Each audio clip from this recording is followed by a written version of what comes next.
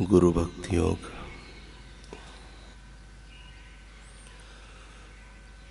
गुरु के प्रति भक्ति भाव होना आध्यात्मिक निर्माण कार्य की नींव है। गुरु बिल्कुल हिचकिचाहट से रहित, निश्शेष एवं संपूर्ण आत्मसमर्पण के सिवाय और कुछ नहीं चाहते। जैसे प्रायः आजकल के शिष्य करते हैं, वैसे आत्मसमर्पण केवल शब्दों की बात नहीं होनी चाहिए। गुरु को जितनी अधिक मात्रा में आत्मसमर्पण करोगे, उतनी अधिक गुरु कृपा प्राप्त करोगे। कितनी मात्रा में गुरु कृपा उतरेगी, इसका आधार कितनी मात्रा में आत्मसमर्पण हुआ है, इस पर निर्भर करता है।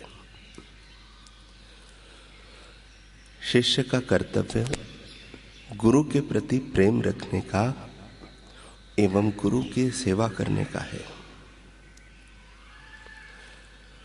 गुरु की कृपा गुरु भक्ति योग का आखिरी लक्ष्य है। जहां गुरु कृपा है, वह योग्य व्यवहार है,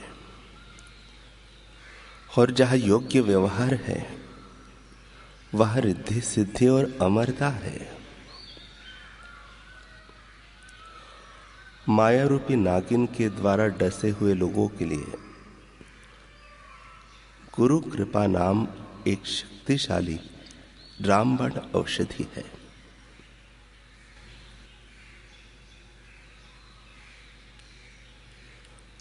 गुरु सेवा की भावना आपकी रग रग में, नस नस में, प्रत्येक हड्डी में एवं शरीर के तमाम कोशों में गहरी उतर जानी चाहिए। गुरु सेवा की भावना को उग्र बनाओ, उसका बदला अमूल्य है। गुरु भक्ति योग ही सर्वोत्तम योग है।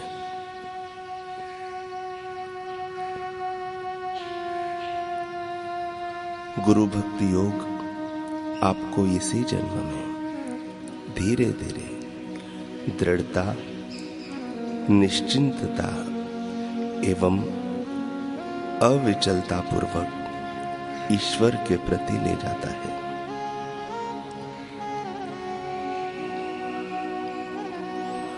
गुरु भक्ति योग जीवन के अनिष्टों एवं कष्टमय मार्ग में शीतल छाया रूप है।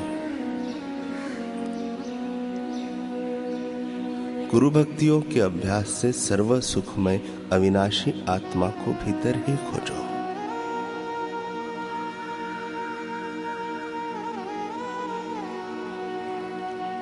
गुरु कृपा से शिष्य के हृदय में विवेक वैराग्य का उदय होता है। जो गुरु के नाम का जप करता है, गुरु की सेवा करता है, उसको केवल मोक्ष ही नहीं बल्कि सांसारिक समृद्धि, आरोग्यता, दीर्घ आयु एवं दिव्य ऐश्वर्य की भी प्राप्ति होती है।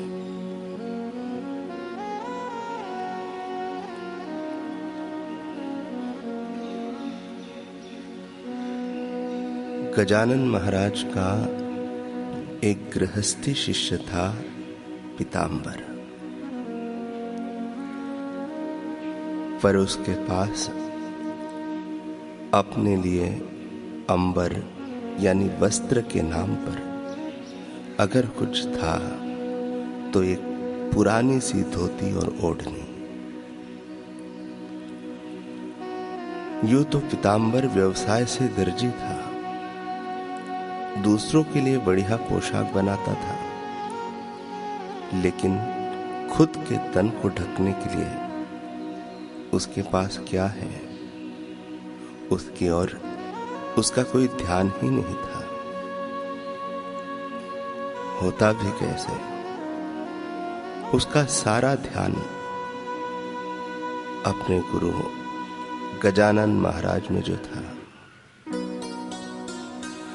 दिन रात बस अपने गजानन का ही चिंतन, उन्हीं का स्मरण।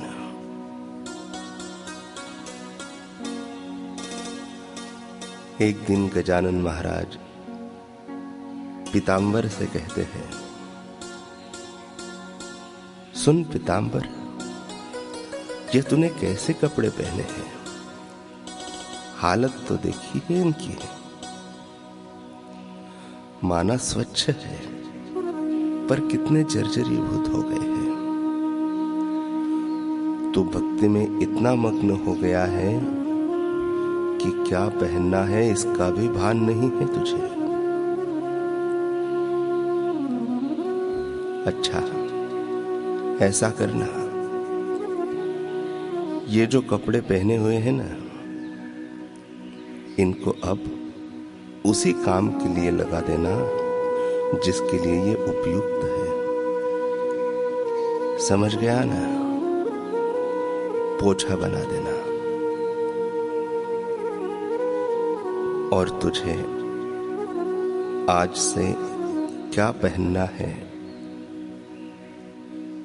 यह ऐसा कहते कहते गजानन महाराज ने पास में रखा अपना अंग वस्त्र उठाया और उसे पीताम्बर को ओढ़ा दिया। पीताम्बर एक पल के लिए तो जैसे सुध-बुध ही खो बैठा, क्योंकि जो हुआ था वह उसकी कल्पना से भी परे था। गुरु ने अपना वस्त्र मुझे उड़ा दिया, मुझे।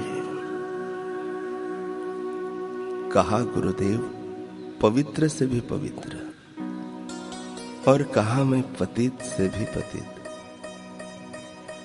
उनके वस्त्र को छूने तक की हैसियत नहीं है मेरी।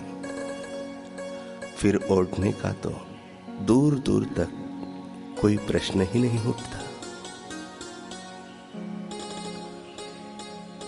पीताम्बर ने दोनों हाथ जोड़ लिए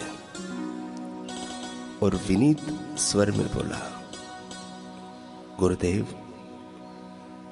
मैं आपकी इस कृपा के बिल्कुल लायक नहीं हूं। मेरा तन भी मैला, मन भी मैला, पाप संस्कारों की मलिनता से सना हुआ हूं मैं। आप अपना दिव्य पावन वस्त्र वापस ले लीजिए गुरुदेव। आपसे बेहतर भला कौन जानता है कि मेरे कर्म कितने मैले हैं।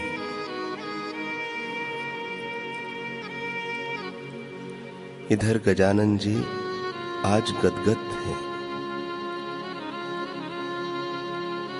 अपने शिष्य पर इतने अभिभूत थे कि उन्होंने उस पर कृपा की नहीं थी बल्कि लुटाई थी। जब पीताम्बर ने अपने कर्म संस्कारों की मैल की बात कही तो गजानन जी बोले, तेरे कर्म संस्कारों को ढकने के लिए ही तो हमने तुझे यह वस्त्र प्रदान किया है। गुरुबानी में भी कहा गया है, सती गुरु ढाकी लिया मोहि पापी परदा। जब सद्गुरु किसी पर अति प्रसन्न होते हैं तो अपनी कृपा से उसके पाप कर्मों को ढक दिया करते हैं, ताकि वो कर्म संस्कार उसके जीवन पर अपना दुष्प्रभाव न डाले।